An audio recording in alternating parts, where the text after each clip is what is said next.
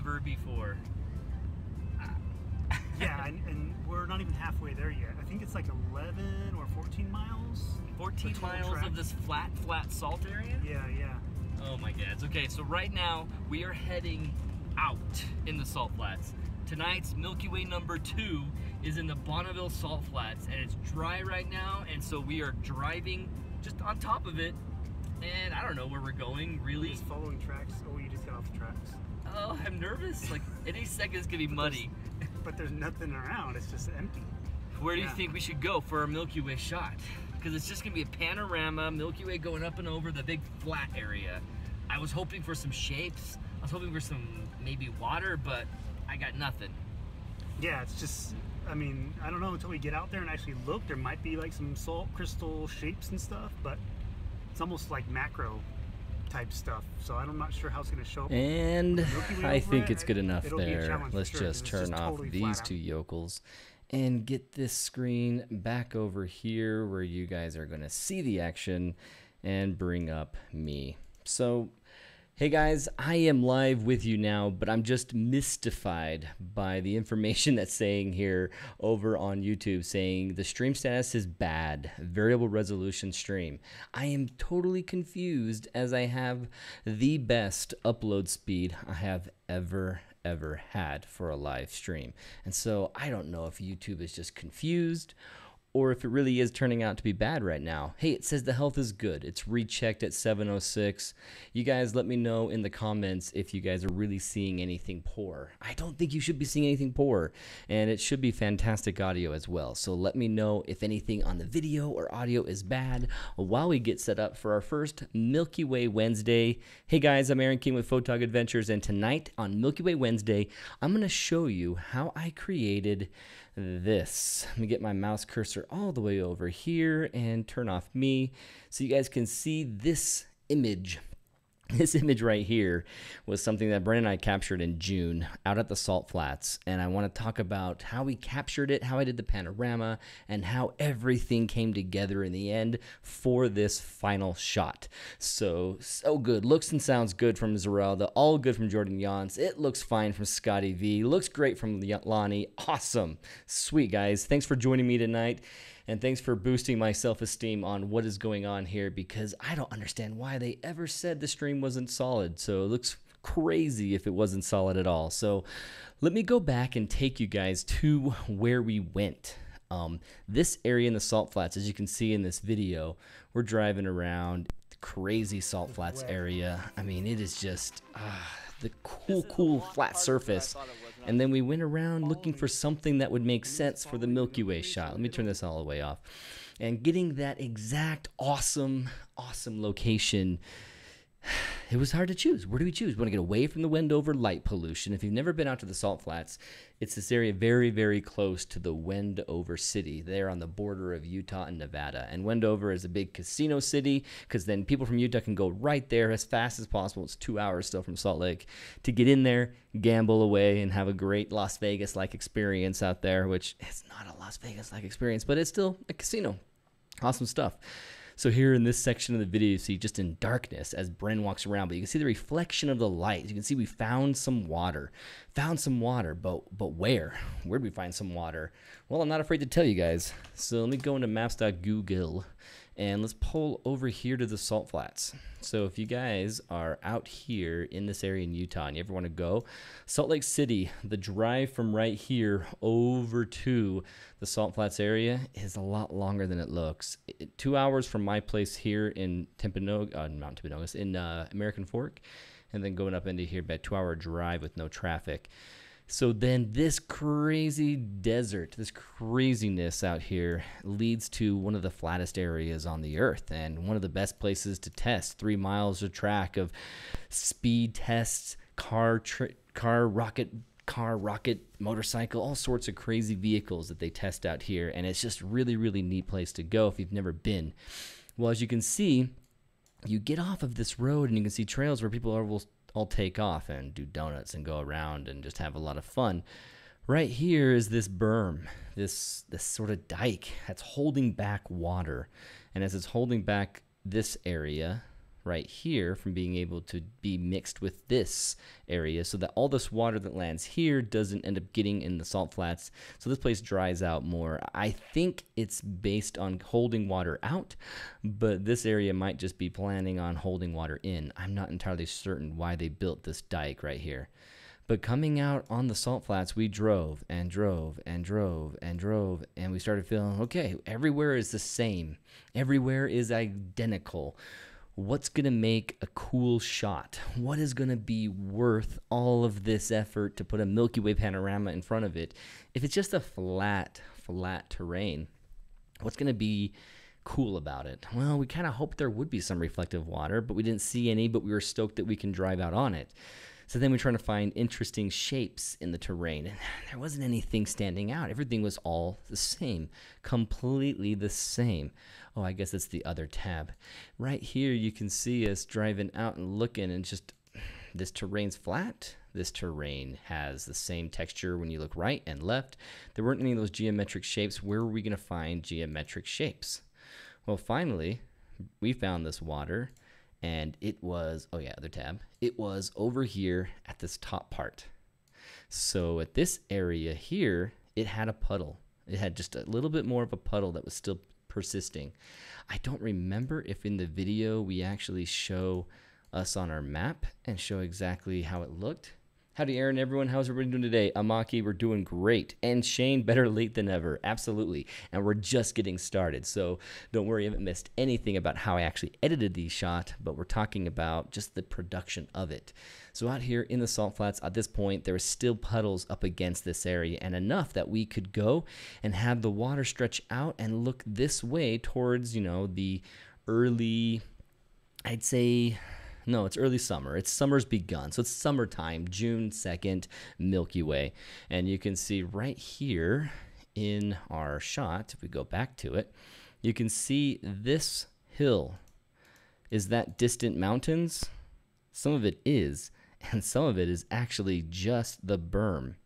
So in between all of this terrain, distant mountains up here and berm. There's some of that interesting, oh, I don't know what to call it. I call it a dike because it holds back water.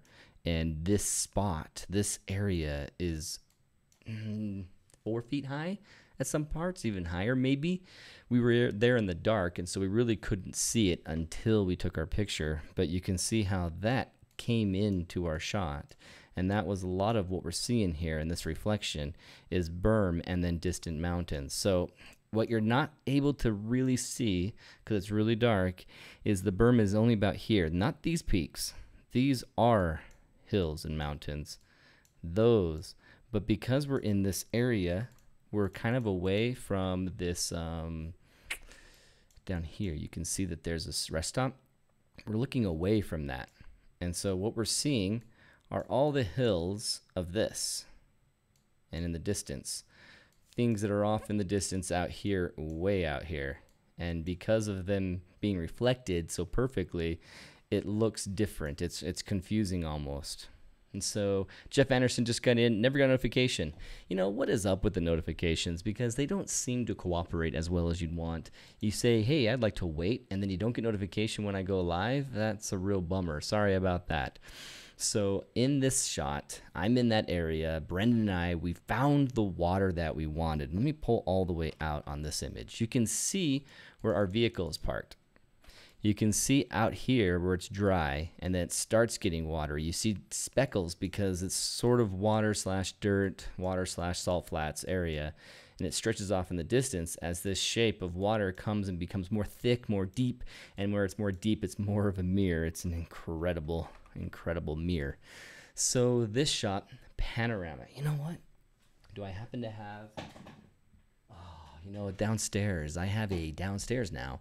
There, I have a garage below this apartment, and I can actually put things there, and I have my tripod there right now. So I'll have to use this glasses case to kind of tell you guys about the panorama. So let's go ahead and talk about capturing that panorama.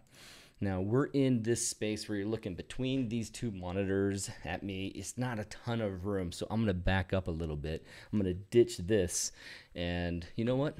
Tell you what, I'm going to get my tripod. It is just downstairs, and you guys maybe have not seen us capture this shot and talk about it right here, so it won't be a devastation to spend 30 seconds listening to Aaron King talk about stuff instead of hearing Aaron King talk about stuff. Check out the histogram. Let me show you guys what you want to look for. Even though this is askew, look at the picture. You can see how it's turning out pretty well. Boop, boop, boop. And this is with 8 seconds at 8,000 ISO. And that histogram, that's showing a little underexposed. Check out this graphic.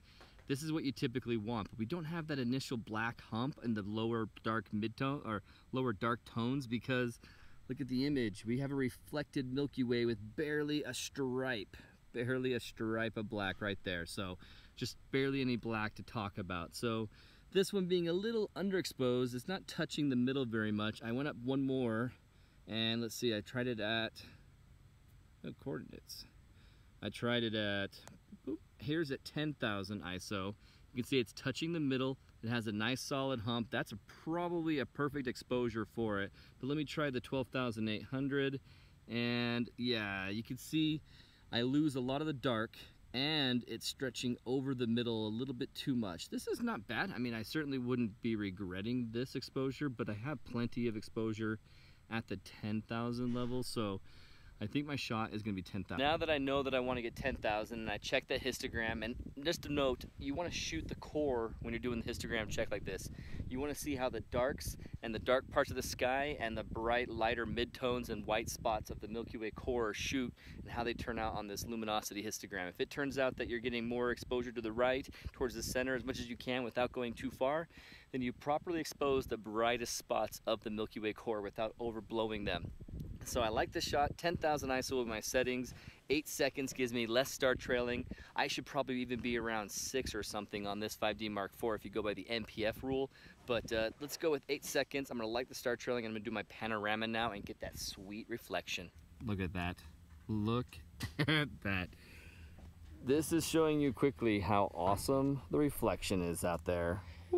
Perfect, let's stop it right there and get off of this and bring me back full screen. So, ran around, looked downstairs. The tripod wasn't where I expected it. It's probably with moving everything right now. It's kind of crazy. Hey, what was the dark sky rating for this spot or Bortle rating from Dylan? Hey, Rob, how's it going, man? And Kurt Kaiser on here too. Awesome. So, staircases. Apparently they take your breath away. So let me look at that real quick with you, because let's do it. It'll be interesting to show you. In this area, if you guys don't know how to find a Bortle scale rating or how dark it is in a spot, you can use a couple options. There's light pollution map info that is more accurate, more recent. The problem is, this site more often than not has a hard time loading. Okay, good, loading today, awesome. So light pollution areas.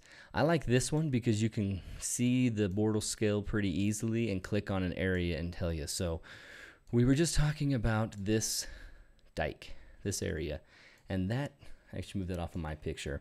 That dike right here, we were at the top, and so I can tell you with confidence right here, this spot is a class 3 Bortle area. So Dylan, that answers your question. Jeff Anderson, okay, at least I need to know something. Wait, at least I know it isn't something with my settings. Weird, I need to do a salt flat strip with Milky Way. Kirk, Alford, ever, blah, blah, blah. Okay, Jeff's not talking about the Alford area. There's an Alford Desert that is out there in Oregon that I suppose, is it Oregon or Washington? I don't even know, I've never been there. But this area out here, awesome water reflections when it happens like this. So let's go back to this and full screen me. So, camera, quick pano lesson. This capture that I did, I went ahead and did a vertical panorama like this, where I had a vertical orientation, but it wasn't a vertical pano, it was a horizontal pano, but I had it in this orientation. And with my camera and lens like this, I was able to turn all the way to the far right, and what you need to make sure you do are a couple things.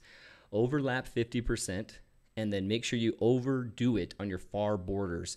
If you're gonna go above the Milky Way, go high. Give a bunch of space there, and then all the way in the far left, you wanna go all the way past where you wanna go. So you can see in my picture, I have lots of space right, oh, you can't see this picture. You can see my picture right here, I have lots of space on the right of my Milky Way core, and lots of space on the left of the end of the Milky Way. And he says, yes, it is Oregon Alvord Desert. So awesome. I hope it does get this kind of stuff, because if it does, it's awesome. But Milky Way at the Salt Flats is pretty special. You got to do it at least once. If you're out here for a Milky Way in southern Utah, don't drive away from the airport too fast. Spend the night here if you can, out at the Salt Flats. Hey, Ryan. Hey, Ryan Luna. He joined us too. Still regaining my breath from having run downstairs. So with this panorama, let's look at Lightroom and talk about my actual shots. So you can see here, here is my far right shot. You're starting to see the tripod leg of Brendan's right here. And then as I go from there, I went all the way down across the horizon, capturing the reflected Milky Way first. My settings were ISO 8000 with an 8-second shutter on a 24mm Rokinon. So then I went up from this point. So here I am. You can see at this point is the horizon line, and I want this to overlap at least 50. So I'm not going to bring it all the way down here. I brought it only down a third, from 1/3 to the other third. So there's lots of overlap. And then I did my top row and got that Milky Way sky with lots of air glow, lots of awesome, awesome stuff. And these are the processed images right here. These are not the RAWs. If you wanted to see the RAWs, I can show you on Develop. You can see them quickly. Confusing it between the two. So holding it down, toggling. Come on, toggle. I guess it wants me to hold it down. Holding it down, you can see the raw before the processing. So let's go to the core. You can see the raw before the processing. So let's mess around with one of these just so that you guys can see. ISO 8000, wow, yeah, absolutely. And what do I use to stitch the image? Lightroom. I use Lightroom to stitch this image. I did not even have to mess around with anything more complicated than Lightroom. So let's go ahead and do a virtual copy of this. And on all of my history, I guess the history is a virtual copy, so let's undo it. I gotta do all of my edits off and do a virtual copy of that. Back to the import, create a virtual copy of the import. Now I should be able to play with a completely raw image just to show you guys what I do. And go back to synchronized settings, so this thing is back to how it ended up with the final process. So looking at the image here, it's raw. I got a capture of the Milky Way. I obviously have a top row with the Milky Way core, lots of overlap. You know, overlap meaning here's the top of the Milky Way, and I went higher than that. And then I had another row entirely based on my foreground of the reflected Milky Way. And really how far down I went was based on the center point of the Milky Way. I tried to check. Here I could roughly see it in the reflection and know, okay, I'm overlapping lots. I'm pretty good, and I have a horizon line that's on the 30, so I have a lot of overlap here when I go up to the higher parts of my Milky Way. So I knew I'd be able to have a 50% overlap. I was going to have enough reference points for Lightroom to stitch it without a problem, and I was able to go under the full arc, because the worst thing I can do is have this awesome mirrored Milky Way up here that then gets cut off right here on the bottom reflection. I wanted to really overdo it on including the bottom half of that reflection. So, can be very cold. Cold, be prepared. Oh yeah, yeah. It can be cold, but also, hey, it's the summer, like the guy was saying. Scotty was saying. Doug, what time of year was your shots taken? These were in June, June 2nd, exactly at 11:05 p.m. So June 2nd, 2018, this year. And let's go back to the settings. So let's go over to my shot that I'm going to process. So, okay, real quickly, before we go into the actual processing, I want to talk about one thing. And what that one thing is going to be is here in a panorama, you get as many images as you possibly need, because you can always crop out what you don't have. But you need to be careful that you don't go over your shoulder too far that way or too far this way, because then you start getting it really distorted. On top of that, your last and first frames of your panorama don't allow your really, really interesting part of your pano to be on the edge of your wide angle lens. You see, you're gonna have a lens like this Rokinon that has a crazy front element that is bulbous and wide. And so with this being so wide, you can see how on the edges it's going to have a lot more distortion, a lot more coma aberration, and if any part of your interesting part of your panorama is on the edge of this, it's going to hurt. So that's why you're making sure you go all beyond, because imagine the center point and center, the very square in the center of your lens as being the money shot.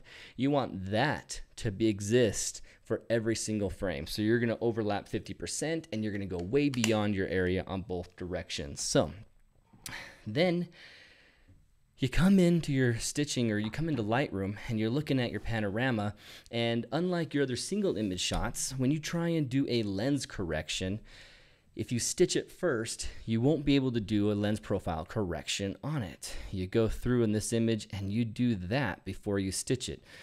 So let me just say this better, because I'm getting questions and I'm getting comments and my mind's thinking about too many things. So let me just slow down, think about this, and say it with a better summary. When you bring your images in and you've chosen the images from the beginning to the end that are going to be your panorama stitch, you choose an image from in there, and I always choose the core. I like to choose an image right here. Let me go non-full screen. Image right here that has the core so that I can see what's happening here when I do my first processing. I want to see how the core is going to look. That's my favorite part of any Milky Way shot. So I try and get as much as the foreground and as much as the core in my image that I'm going to tweak and then sync between all my other images. So I've chosen all of these images down here. There's 23 photos, and that's including the image of just Brendan and I. And so with all these 22, 21 images in here that are my panorama stitch, I need to go and pick one, make a few adjustments before I stitch them. And really the only thing you have to do before you stitch them is the lens profile correction, because you can do a color balance change later. Because look right now in Lightroom, your temperature for white balance is a Kelvin scale, 3005-650. You can go all the way up to 50,000, all the way down to 2,000. You can decide on your white balance here, or you can go into your already stitched shot and edit the white balance there. But once it's a TIFF and not a raw, because the stitch has happened, you have a different version of this temperature control. It's -100 or +100. And so I always go ahead and make my white balance adjustments here and my lens profile correction. So how do I do my white profile? I always do it this way. It's easy. It always ends up being about 40,000 anyway. But looking at this corner where there's a lot less going on, not a lot of color, not a lot of reflection, not a lot of light pollution, just empty space. I look at this color up here. I change my vibrance down here to 100, my saturation up to 100. And then as I'm looking at this, I make my adjustments back and forth. I can go really yellow. I can go very blue. And what I'm wanting is just a nice flat mix of both. So this is looking kind of more blue than yellow. I move over and it gets a little too yellow to green. So I want to get some flecks of magenta, some darker yellow spots, darker greenish kind of blue spots. I kind of want something in this range that makes it feel like I've got a mixture of both. It's going to look bizarre, but that is my mixture of both. And it's going to sit at 4478 right now. So that seems okay. I zoom out and change my tint based on that. Because if I'm too yellow and green, I'm going to want to bring my tint over. And that is a pretty good tint, but might be too magenta. So somewhere between 0 and 10 or 11 is kind of where I usually hang out. But in this situation, there's lots of green air glow. So I can really overcorrect and take that green air glow out of my shot. Or I can try and keep it by not going too magenta, stay more towards the green side, and be happy with something that's a good compromise. And I think 10's a good start. 10's a good start, and that's something I will change later and adjust as I see how the full image goes. This single image is a Rokinon shot. When I go enable profile corrections, it doesn't know it in Lightroom. It doesn't recognize that this is a Rokinon lens because it's not communicating with the camera, so I have to choose it manually. Rokinon, and not the 14mm, this is the 24 1.4, and so now it's changed my lens profile correction too. Typically, I undo my vibrance and saturation by this point, but I just left it there. So then once you're done with your white balance, you'll turn off your vibrance and saturation back down to 0, and you'll see what looks like now an almost black and white image, and that's where I get started. And the reason why I do that and then sync it before I stitch is because I don't want any of these images to have little differences. I want to take the raw and unify the raw files of my Panorama Stitch. I want to make sure that they all look this kind of black and white. Sync this by selecting everything. First I select the image that has the edit, then I go all the way over and select everything. This is not everything, but then I go and say sync, and I tell it to take everything except for local adjustments, any transforms that I've done, and any crops that I've done. Just everything else is fine. I've really only done white balance changes and local profile correction, or lens profile correction. So cancel that. So that's what I do. I sync that, and once I've synced that, then I can go into Panorama. Now that is the bare minimum that you should do before you go into a Panorama Stitch in Lightroom. What I do, on my personal preference, which is not like a recommendation, simply personal preference, is I make my edits. I bring up my exposure, change my contrast, I bring my highlights down, I check my shadows. Do I want a lot of shadows? I kind of want to focus on the Milky Way and not what's over there in those hills, and then part of the dirty berm, the dirty dike right there, the dirt and distracting colors and shadows and stuff. So it's all really noisy anyway. So then I make all my adjustments based on this. And to not go into all of the crazy parts of changing my personal preference, know that as I was making all of these adjustments, I am choosing some saturation and vibrance to try and bring out the green. And you can see that in my final. What I ended up doing was really bring it out. Now this wasn't where I left it in a single frame. This is where it ended up after my full pano was discovered and the full panorama was realized, and I go, oh, okay, I can change this, I can change that, I can change this. And I ended up basing it off of what was going on with this yellow light. You can see in my video, I saw a question pop up. Let me check it out. Because of your tutorials, I've used this technique. Oh, awesome, X8689. It's really personal. X8689. How's it going, man? Or girl? Or woman?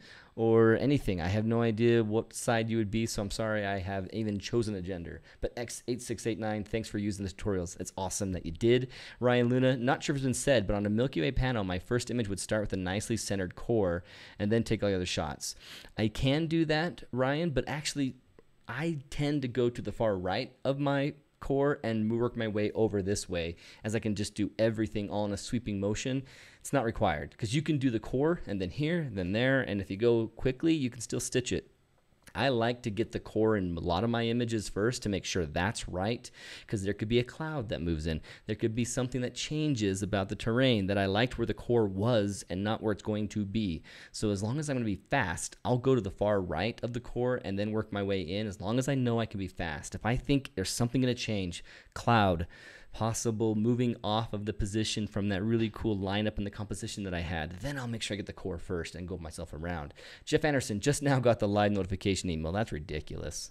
Lessons learned, Rob Ryan. I haven't read what Rob Ryan was saying that he's done, but awesome.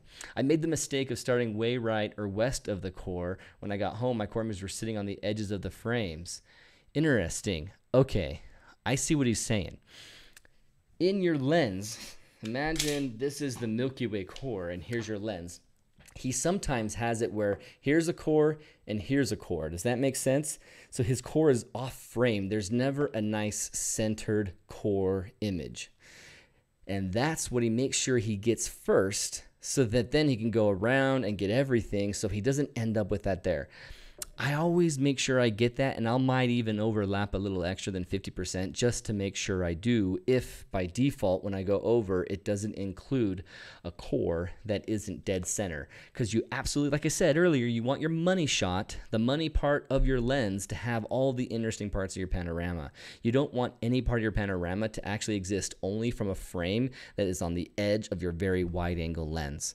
If you do a 50mm panorama, even that has the same problem. So you want to make sure that you keep your money part of your lens on the money part of your shots, and every single stitch is going to include those. I hope that makes sense. Yes, exactly, Ryan says. So cool. So I will start on the far right and then go in, but if it turns out that I'm getting like a core here and a core here when I have 50% overlap, I'll just take a shot like this and then go. So say I'm going across. Here's my Milky Way. Shot, shot, partial core, do the whole core, even though that's like a 75 to 80% overlap, partial core, and then come off. And I know I have it. That frame that has the whole core will be the frame I end up using in Lightroom when I choose it from all the frames that I have. So it's Dennis. Hey, Dennis. I can call you Dennis now. And I can say, hey, man, the dude with the Bigsby Bridge Milky Way shot. Ooh, yes. I've been wanting to get that shot forever, Dennis. It's such a cool shot. It's out there on the coast of California on the 1, and you go south of Monterey. I used to live in Monterey, and I could just drive a little bit, and I could get out there. But I haven't done it yet. Maybe, Dennis, you'll have to show me your spot that you took it from, because I loved it. I just loved that shot. So what I was trying to show you back here is that when I captured the image, right, oh, yeah, I'm here. It's on full screen. I could see really cool stuff happening with our silhouettes on this yellow, and it doesn't quite come through on my iPhone version of the color here. This is showing you quickly how awesome the reflection is out. So this was very yellow on my JPEG on the back of the camera, that Canon created JPEG that was on there, and I loved that yellow. And then when I came back and did all my post-processing, I started seeing this yellow going away, just some of my choices of white balance, choices of what colors to do. And so I started making some changes. As you can look, let's just look at it. Here is an image that, let's see, where is the original image? You know, I think funny enough, this one was it, and it's because I'm just so inclined to choosing my really central core Milky Way shot as the one that I make my edits to. So then look at this. This is how it went. I enabled my lens profile. I made a couple other adjustments on my lens profile. I removed the chromatic aberration. I changed my dehaze amount up to 26 because I liked what had happened there. I mean, look at the very minimal difference. Then I did edge masking, and that is just saying that down here, the sharpening that's happening, I changed that entirely off. If I hold down all, oh, no, I can't make an edit right here. Otherwise, I'll lose all my changes. Whew, I almost forgot that. In Lightroom, if you make an edit here in the middle of your history, that becomes your next history. All of those are wiped out. Don't want to lose that. So edge masking changed to 100 to get rid of any sharpening happening on anything except like the center points of the stars. So then the temperature change I made to go and check out, look at the crazy vibrance, crazy saturation. Then I played around with my temperature. Boom, boom. Look at all the different changes that I made to see which temperature I liked. And then I settled on 4.5 Kelvin. I did my tinting, went back and forth, tried a couple other options, looked at some extremes. Whenever you're working with Lightroom, and let me say this in a full screen, whenever you're working with Lightroom and you don't know what a setting does, don't worry and don't look it up and see what other people recommend. Like I always say 26, so I'm like, I'm gonna go to 26. Don't do that. Just see it. Look at it at the extreme end of the spectrum on the right, the extreme end of the spectrum on the left, and see what it does to your image. And then almost always in Lightroom with these sliders, you end up just kind of choosing your favorite in the middle between both of those extremes, and it's your personal favorite, and you'll find that that kind of ends up being consistent through all your image editing. And so just any slider you're not sure about, completely go to the extreme and then bring it back and see how much you like what it does. So then here we go. Oh, Dennis says anytime. Awesome. Anytime that we get it, Dennis, I'm going to look up a good time to be out there again, and we will be in not the area with the Milky Way. Next year, Dennis, next year. So then I did my saturation and vibrance change down to 0. I ended up bringing my saturation back up 10 and my vibrance back up 13. And this edit, you know, with the whole screen is taking a second to show the difference, unless it's just that subtle, which really is key in all of these edits. I changed my clarity up to 8 just because I wanted a little bit there. And, you know, I don't see any changes in my images right here. So I see the changes in this up here, this area of my screen. Oh, I'm on full screen. Sorry, guys. This area of the screen in the preview, I can see the changes happening when I go and hover over them. but I'm not seeing the changes so much on my middle image. And so that's what I was talking about when you guys were just staring at me full screen. So I changed my contrast, I found what I liked the most. I changed tint back again because I realized I think I need to go a little bit more magenta than I was. Or no, +3 means I'm actually back to 3, which is 3 off of the default. Default is +6. So then I changed my dehaze amount to 0 and then back to see if I really liked what I was doing with the dehaze now that I've added contrast. Contrast and dehaze will add sort of a crunch and hardness to your image. And so once I do my dehaze in the beginning, I'll still do my contrast and like what I like, and then check it without dehaze on. Does the dehaze end up becoming too much, or is it just right? So I play around with that back and forth, and you can see that then I change my highlights, then I change my black clipping, my white clipping, my shadows, my exposure brought it up, and the contrast, and then from here, I stitched. That's my stitch. And so with this, on this frame, it doesn't seem very yellow, but this exact same edit on, these other frames, they had much more blue and yellows and greens, really, really cool in there. And I love that from my JPEG. So here I was, I liked this, I'm gonna do my stitch.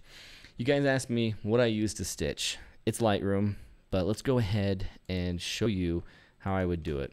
Now that I have everything synced up, and I would undo this, I think some changes have happened to this image down here, and so when I do the stitch, there might be some weirdness, but don't worry, we have the panorama elsewhere already. So now I pick all of my images that are going to be in the panorama stitch. I right click, I go to photo merge and do panorama.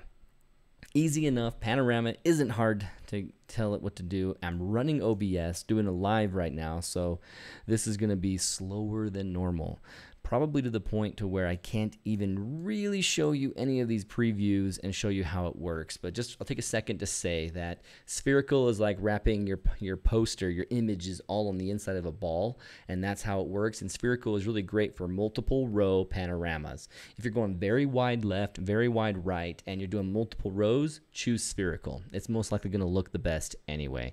If you have cylindrical, what's happening is you have only a couple rows, maybe not even a single more than one row, just one row, and it's going very far right, very far left, very far right. If you have a very wide pano, cylindrical or spherical work great. Too many rows up and down, cylindrical look weird. It'll stretch it funny. And so spherical is the best one. Perspective is really only used when you take like a high-res image of a building right in front of you and street with very obvious, hard, obvious geometric lines, perspective lines that you want to keep the same. And so you don't do far right, you don't do far left, you don't get anything really distorted in a perspective pano. So say you're standing in front of a really cool building and you do 9 Brady Bunch pano right here, and it's all pointing the same direction straight. You never go too far right, never go left, you don't do a tilt shift. That you can stitch together with perspective, and I would use that in that case. Otherwise, for Milky Way panoramas, you're almost always going to use spherical. And you can see in this preview how, look what happened. When I had this frame down here, there's a bit of a hole. Was the hole that I missed a spot? No, actually not. I looked at the frames again after I saw this the first time, and what's happening is there's just not enough identifying markers for a frame there to be recognized by Lightroom. If I go into PT GUI, I can get that back, but I didn't care because this is a section of my image that isn't going to be a problem. I can take boundary warp it to 100%. Yeah, I didn't actually do that, but you can see what it would do to try and fix that gap down there and causes this awesome, crazy curve. That's interesting. I like it. But what I ended up doing was I brought in the frame myself in Photoshop and put it in there and matched it up as best I could, and then just got rid of the excess. And so I'm not going to show you that step because I actually forgot that step even existed. But now that I look at this, I remember how stupid that was, that was just not recognized. It was all similar. It's pretty much the same, and just maybe it's possible that I didn't overlap enough there, and so it could be all on me, but that's what I saw. So here I stitched my panorama together, and I end up with, let's go right here, click off, go on here, and go to all images, okay, all photographs. You guys can't even see me doing that, who cares? all photographs will show the Panorama Stitch afterwards. So you can see where I've cropped it and how I put it together. This is connected just fine, and my Panorama Stitch exists. I think I ended up including an extra frame just to get that back, but you can see how there's a little bit of weirdness. There's just a little bit of line here, a difference in texture and color here that I ended up having to fix in the final. And so let me pull back. So then I have to work with my frames of my shot. I captured all of my panorama. I knew I had it. I needed to now capture a shot without too much time changing. And so let's look at, for instance, what shots I had to choose from. I'm going to do it this way. I'm going to do it in the way where I show it through my YouTube video because I just love how this shows all of this action. And so let's go out here to 12:16 and start this video and get me off and play. You can see how we walked out there, and in between shots, it would take a shot of us walking, and then we'd stand still and wait and for the next click, And we came back closer and went out again. And we ended up using this one as I'm just doing funky little jigs for song reasons. But you can see, let me turn this music way down. So you can see how that reflection just came out so great right there and took up so much of the frame that it was awesome and worth it to use this one to connect them. But it wasn't that easy. It wasn't so much easy where I can go and connect this with that frame and just mask it in there. Done. Let me show you what I mean and why it wasn't that difficult. That wasn't that easy. So let's go into Photoshop. And here's the final image, and you can see us out of the image. So here's us not in the image. So here's the image completely finished, loving that yellow, and you bring in us. Well, what does that look like? I tried just bringing us in with the Panorama Stitch. I thought I'll include this frame with the other frames, and it's just gonna connect, obviously, because there's all these same familiar spots. But what happens is my shot was down here and up here, and then I went here. Since I was here and here for all my other images and then went to this for the shot with us in it, it's different enough that it didn't stitch. It didn't stitch with it. It looked really weird. So then I had to bring in the shot and find its matchup. So just looking at these stars, for instance, look at the star right here and watch how it changes. It's here in the image underneath. So you can see that, right? Let me bring my opacity down. So here's the star and here's that. So that's how much time passed. Not tons, but I was busy talking to the YouTube video. I was busy talking about, hey, Brennan, check this out. This looks amazing. And so before I was really done, and really done taking my pano shots, I took several other options. Then I was ready to move my camera off of that position, not the tripod, but just change my angle of where I was pointing my camera with my ball head, and then decide to do our shots. So then we ended up choosing this one that overlaps our hands just enough to see silhouettes of our hands, and then put us in here. Well, how bad does that look? If you look on the edge, you can see this line and this line absolutely is not matching up. This horizon line up here is not matching up. The color in the sky is not matching up. And I'm seeing that underneath here, if I just delete this line here, I'm actually getting very bad I'm not very bad vignette, but just enough of vignette. This isn't going to look good. None of this was going to just blend together easy. And I just sat there going, oh, no. I'm going to have to mask this out very intentionally. I was hoping just to put that image here. It would camouflage in perfectly. What's the problem?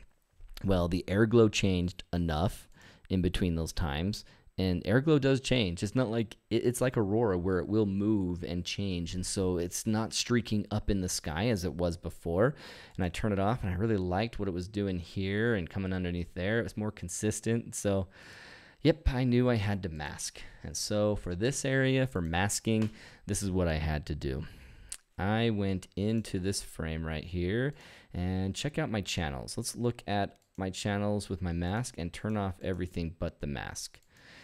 If you're familiar with masking, everything that's white is included in the image and everything that's black has been taken out. And because this frame is only this big, everything over here on the edges didn't get included anyway because there's just nothing there to be included. But you can zoom in and you can see the nuts process that I had to go through. I literally used the lasso tool and traced. I traced my fingers as best as I could, like I'm wearing gloves, because I just didn't care about exactly every pixel. But the most important part was from this part of my body up to my hands, to my head, to my hands. Those needed to look right. The other areas of the image, my pants, you know, how much of my waist was perfect, it didn't have to be perfect. No one would know, but they could tell if my fingers looked weird, if my hands looked bizarre, if Brendan's hands looked weird and bizarre. So I had to cut it as close as possible. And several times I'd slip or mess up and my selection tool would have to get restarted. So I ended up taking my selection tool and just doing it in stages. Let me show you what I mean. And we'll come back to this. We'll come back to this.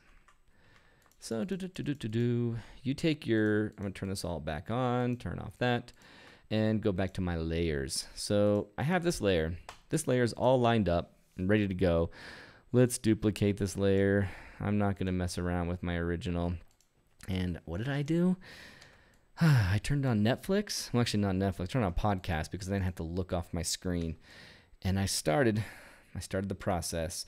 Rasterize the layer if it needs to be. In this case, it's already rasterized. Rasterize is just a tool for, it's just a tool for being able to make like real pixel-based edits to your image. Otherwise, it's all kind of locked down. So I keep hitting the wrong hotkey. It's L for lasso tool. Up here, you can see it, lasso tool, and I zoomed in even more than this. So zoomed in about this close. I hit my lasso tool, and you know how you do the lasso tool, you can go like this, and then if you mess up, all of a sudden it connects like that, and you have to go again, or say you do this and you sneeze, oh man, you can't undo that. And so I never liked the idea of going too long with it. And you know what? I didn't use just the lasso tool. I know I used the magnetic one because it was going to get me the best and the closest. So I just kind of ran it across, and I went slowly so that it would find the edges, and ran my lasso tool, magnetic lasso tool off of it myself. In some parts like this, where the pixels start to become the same color, I would do some purposeful clicks, and I would not go too far into the yellow, and then I would just kind of line it up again, go around, and I never wanted to go too far before I did a save. And so I'll go off of this finger and I'll bring it back all the way to the front and cut out as much as I possibly can. And now with that lasso tool selection, I create what is my mask. And so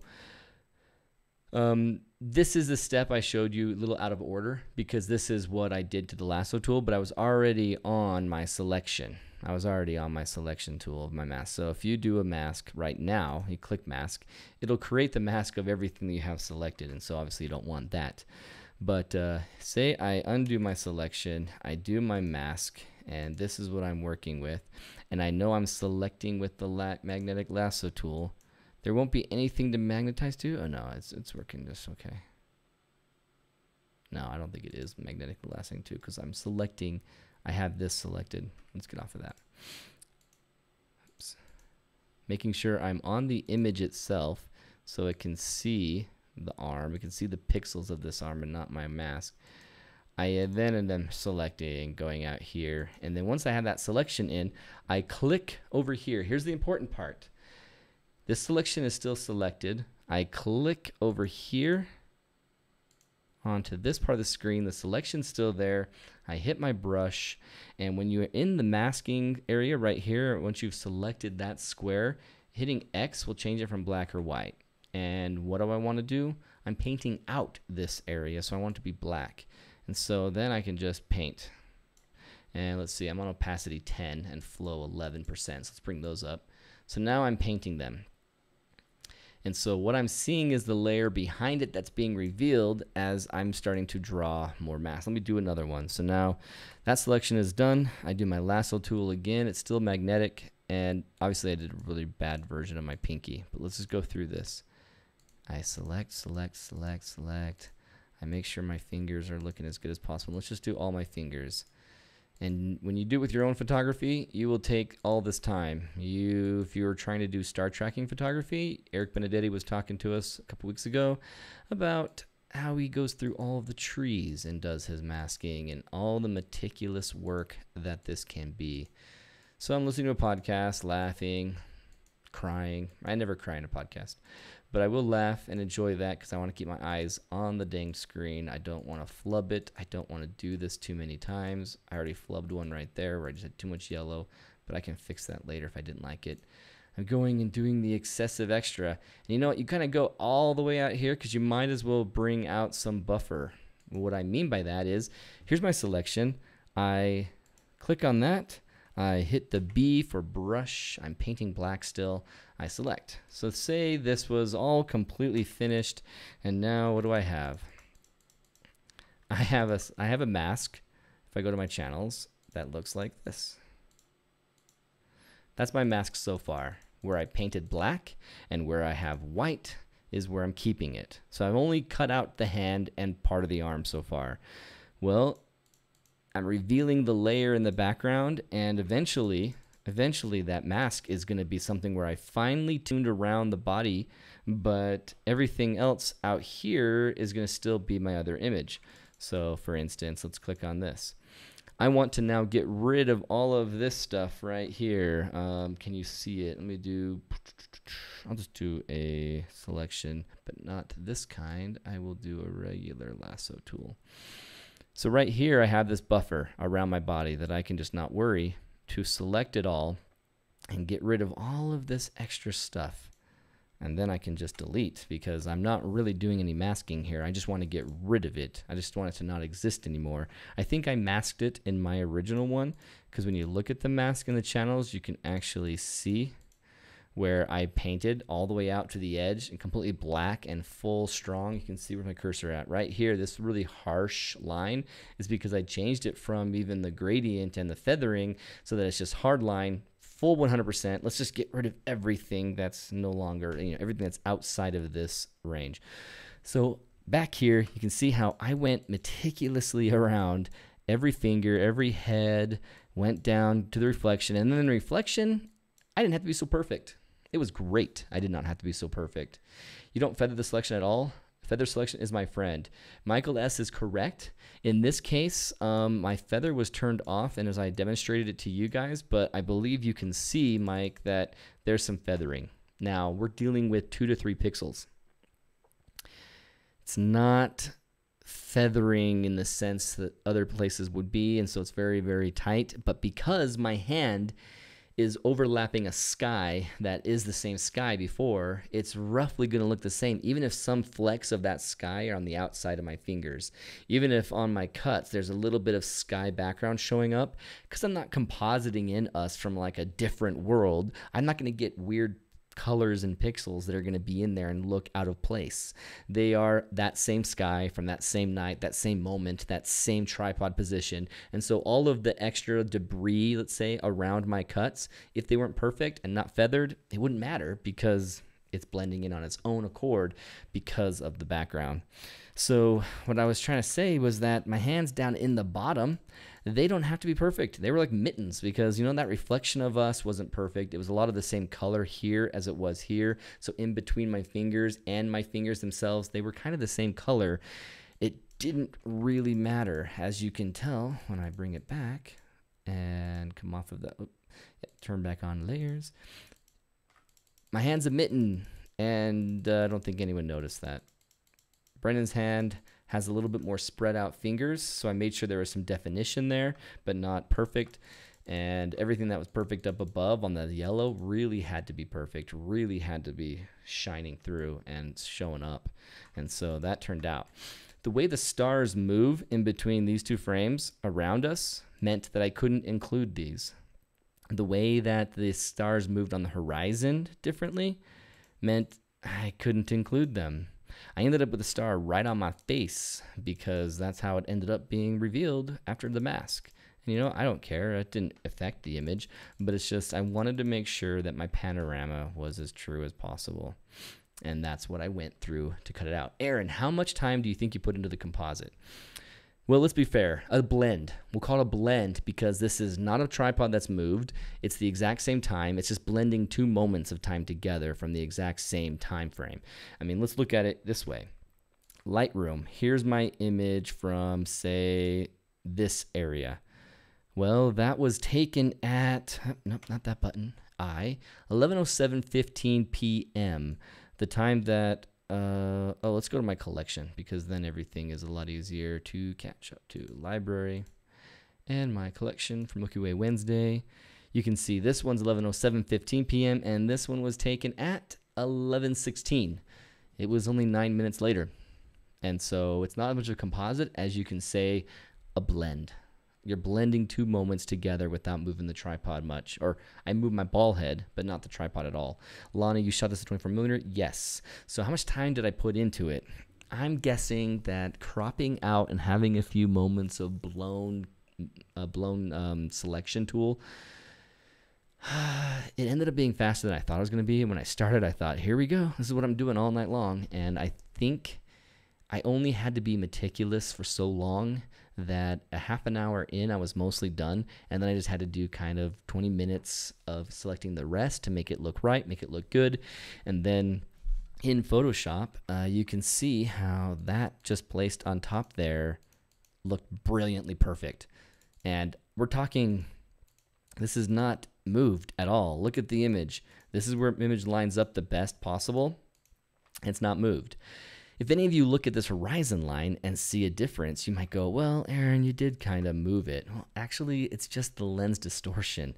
So you look at the actual panorama frames. Let's take us out. Here's the panorama frames from that spot, the actual panorama frames that are there. And so what happens in Lightroom, when they stitch these together, you can see how it uses the center part and stitches these things together, and these edges that can't line up, even they can't possibly line up. Even though I've lined up this line here and this line there, this is completely off down here, and the reflection's way off. And so these actual panorama images laid out next to each other, they don't match up perfectly on the horizon because of how much warping is really happening to connect everything. So here's this, found these points, and they warp it up, warp it down, warp it in. All of our stitch goes away and becomes a nice, comfortable, well put together, stitched, warped image. And that's what this is after all of that done. So when you see that my layer with us in it kind of doesn't match up, it's because it just can't. It's just the way that the lens is turned. It's distorted differently when it's turned this way.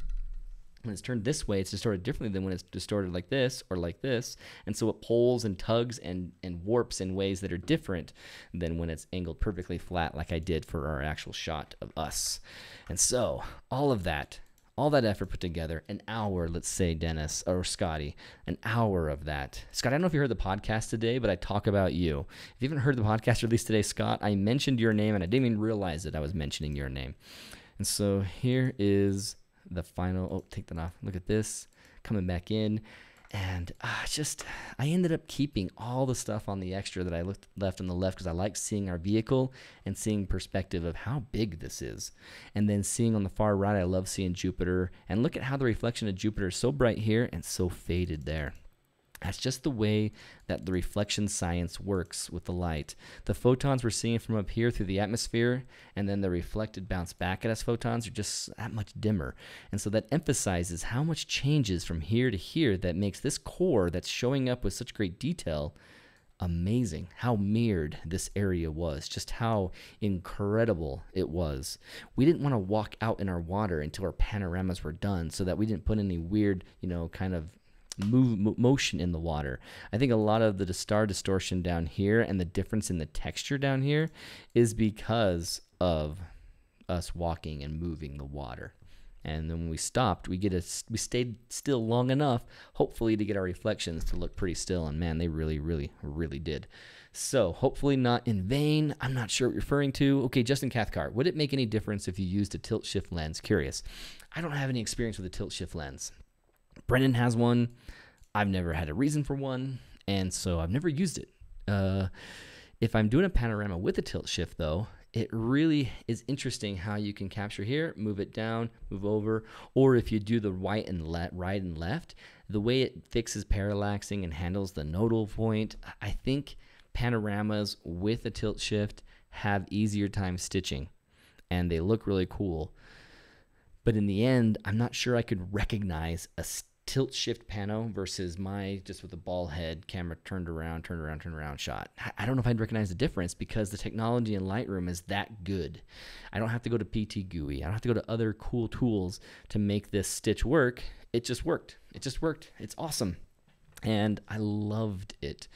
So, Dodge Shadow Chick. I just wanted to say hi, and I love this image. Nice to see how you put it together, Mary Beth. Oh, it's Dodge Shadow Chick. Of course, I should recognize that. Hey, Mary Beth. Thanks for saying that. This image, we didn't know it was going to turn out to be what it was. We just are excited about the mirror reflection of the Milky Way. And when I did a panorama wide, I was like, hey, look at the air glow over here. Awesome. And then that crazy light pollution. When you look at the light pollution map that we were looking at to see what Bortle scale this area is, it kind of makes you wonder, what's that really, really yellow that I'm seeing? So I'm up at this point right here looking straight out this way. So there is this and these that are probably making that very yellow. Yes, Salt Lake Valley is gigantic and huge, but when you look at the image, this is a little tall for Salt Lake. The way that this light here and this light here have different values, and then over here it's totally dim, that's still Salt Lake. That's still Salt Lake right there and over here. So I know that these are closer light pollution sources.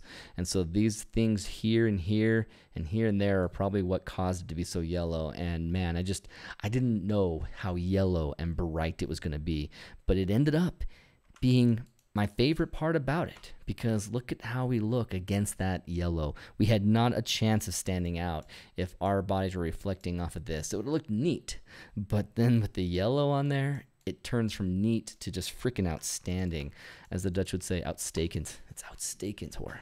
So this is fantastic. We're so lucky and fortunate to have all the conditions of the sky. Sorry, Mary Beth, remind you of that. The conditions of the sky to go completely well and have everything stack up in our favor. Very still wind so that we didn't have very moving water, and that was just classy.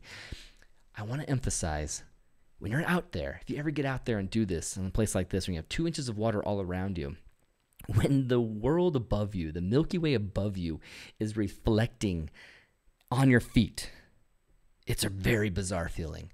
You're walking out and you kind of feel like you're floating out into the Milky Way because you've lost track of what's up and what's down, and you're seeing the Milky Way at the bottom of your feet, and you lose a little bit of the sensation of gravity holding you to the earth. It's awesome, fantastic. It's a really, really cool experience.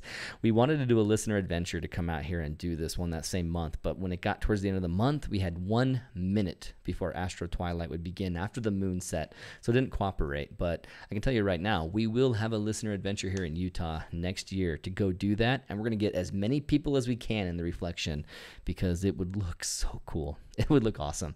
So, hey, what questions have you guys asked that I haven't seen? AP Studios got here late. No worries. Thanks for the compliment. I appreciate that, AP Studios.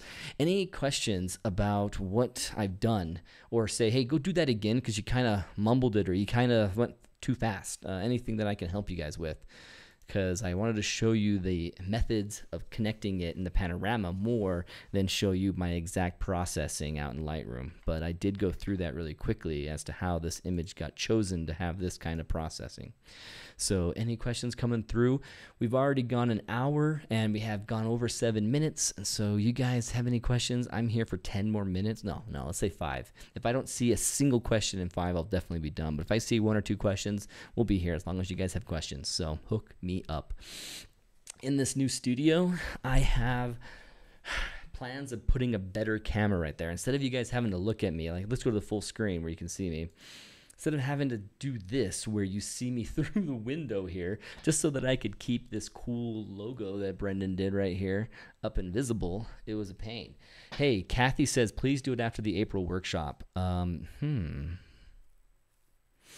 It depends. Now, the April workshop, Kathy, we're going to be going out to, let's see, Kathy was going to join us for Pharaohs, but she hasn't registered yet. So do you mean the Goblin Valley one? Because the Goblin Valley one, Kathy, it is going to be just before the workshop, the conference with Royce Bear.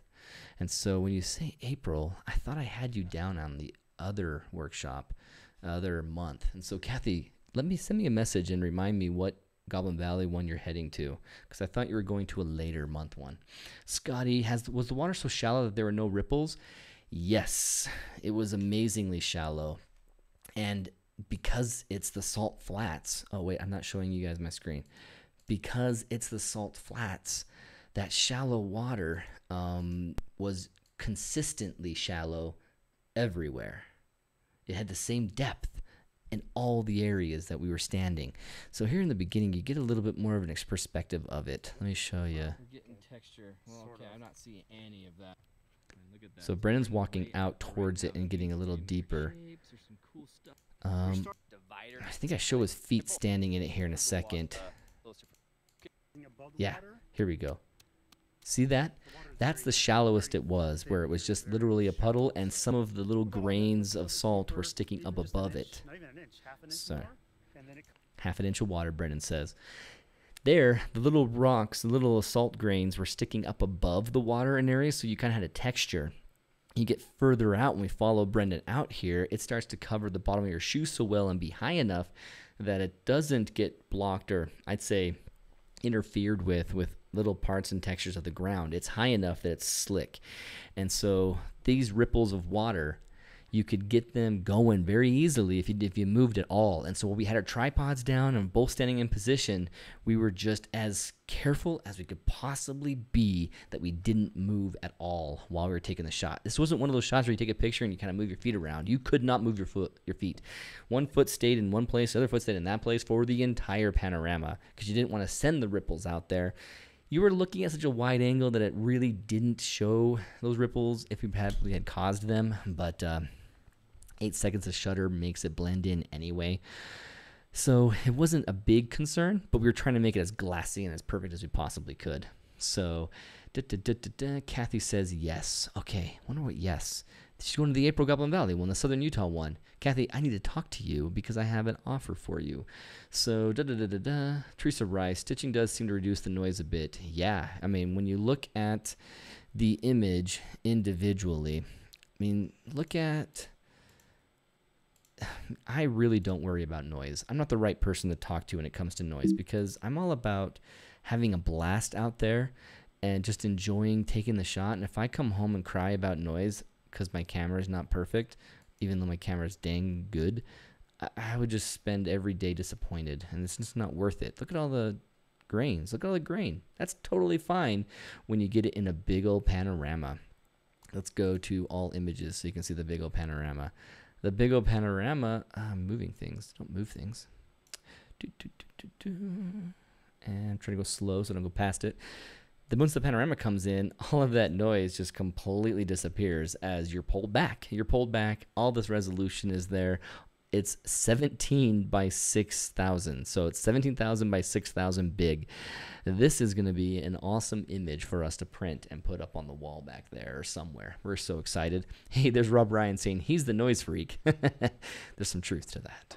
I'm missing questions. Don't make me blow more frequent flyer miles. Hey, Mary Beth, you definitely should, because you got a little taste, but you haven't had the Milky Way season out here yet, and so you got to come. Were you worried at all about the truck getting stuck? I've heard some stories. Well, that was something I was surprised by, because as I drove out on the Salt Flats, this was my first time driving on the Salt Flats. I've always kind of been stuck on the main road. So if you look at the map here, let me stop me talking there. If you look at the map here, you can see how, we'll use the light pollution map. This road comes all the way out and then dead ends. On Google Maps, you can see it better. And when it dead ends right there, that's as far as I usually would be able to get. I would walk out in puddles, or I'd walk out a little bit, or I'd stop here. And it was still wet enough that I wouldn't want to drive on it, but I walked out on my own. I didn't drive with the car that I had. I should have. I really should have, but I didn't, and I walked out. And so that was my first time driving. And in the video, you can see in the beginning how we're just whipping along. Let me go big. We're just whipping along through here, This is on the freeway looking towards the salt flats, but then now we're on the salt flats, and it's really dark and black. You can't see, but it is the flattest, most smooth ride you've ever taken in your life. It's incredible. We did not worry about getting stuck after going a few feet. I mean, right here, I'm talking about it, and it's just every other 10 yards I expect to hit something that's going to seem slippery or muddy, but when we come all that distance, it just kept filling. It had such little resistance and such little distraction from bumps and everything that it made me more worried that we were going to get stuck, because it felt so smooth that it was probably slick and muddy, but it wasn't. We got out, and other than flinging up things into the undercarriage of the car like this, all that water and salt, it's a hard surface. I mean, it is bizarre how the surface is. It is like driving on a basketball court. It really is. And so no problem at all. No worries about getting stuck. If you go towards the mountains, you get into the mud. If you go all the way out into the water, you get into the muddier parts, and you can, but not here, not in the right spots. And so any other questions come through? Do you have to go during a specific season for that shallow water? Here's the thing. Dennis, it's not so much the shallow water that you're worried about getting, because you do definitely have to hope that there's been enough rain to cause this water, but it's the panorama. The panorama you only really can get in April, May, and June. In April, it's a little bit less of a full arcing panorama. You end up with something that kind of goes like this and then drifts off and kind of fades off here. And so when you want this panorama that starts here and goes up and then terminates here, you're going to want to be there in May or June. And early June, like it was here, June 2nd, was perfect because, well, we got a chance to see it like this in the panorama. It's pointing away from all the Wendover light pollution, and it was early enough in the season that there's still some water when you go all the way over there to that dike area. So yeah, absolutely. It's a seasonal thing based on that.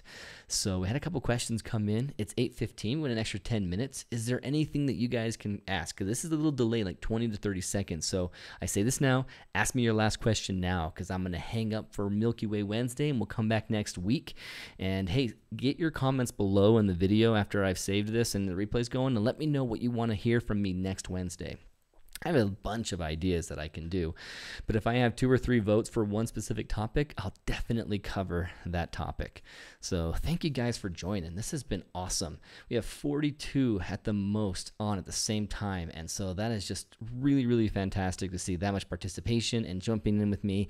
It makes me motivated to keep doing this, as I am motivated to keep doing this, because I'm going to do this every Wednesday for the rest of the year. If it turns out that I'm actually going to be in like, say, in 2 weeks, 2-3 weeks, I'm in Oregon all week. If I don't do a live from there, I'll have ready to go a pre-recorded one that won't be live, but it will be a new Milky Way Wednesday that you guys can appreciate and watch. And so you'll have something every Wednesday, whether it's pre-recorded or live on location or live here from the studio. So Scotty says, thanks, Aaron. Awesome. Check out the podcast today, Scotty, if you haven't seen it yet, because we mentioned your name. I don't know why, but I brought your name up. I didn't say Scotty. I said Scott, but I still don't know why I said Scott. You're welcome, Mary Beth, and welcome, Dennis, for the explanation on the time of season, because you're just not going to be able to have that panorama after June. July, it's too much for the panorama. August, September, October, November, all those times are just different Milky Way, a vertical Milky Way.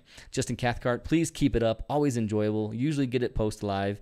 Awesome. That's great. You bet, Justin. I'm going to keep it up, man. You've always encouraged me and always told me that what's working out, so I really appreciate you, Justin. Can't wait to do some more of it. Kathy says, thanks. There says, thanks. Looking forward to Oregon. Teresa, I hope you're going to be there. If you say that, I hope that means you're going to be there. Michael S., thanks so much for doing this. Jonathan Whitaker, love the content. Keep it up. You bet, guys. Is Oregon the listener's adventure or workshop? It is a listener adventure in November, so it's free. Completely free to participate in. Tomorrow I'm doing a podcast specifically about it and giving a lot more details and helping everyone understand what we're doing. I might even do that podcast live so I can show things on camera. So stay tuned for that. No promises as to what time it starts. We have our gear time live at 1 o'clock. So come back and join.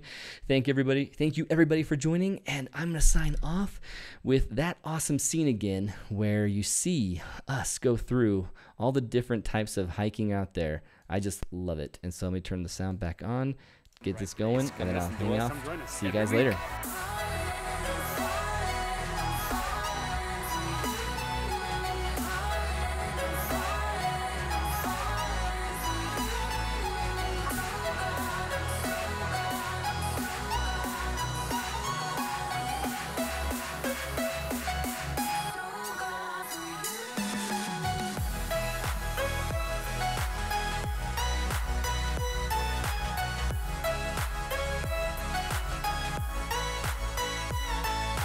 21 images. Oh my goodness, that's a lot. Thank you guys for watching. Thanks for staying with me today. Have a good night.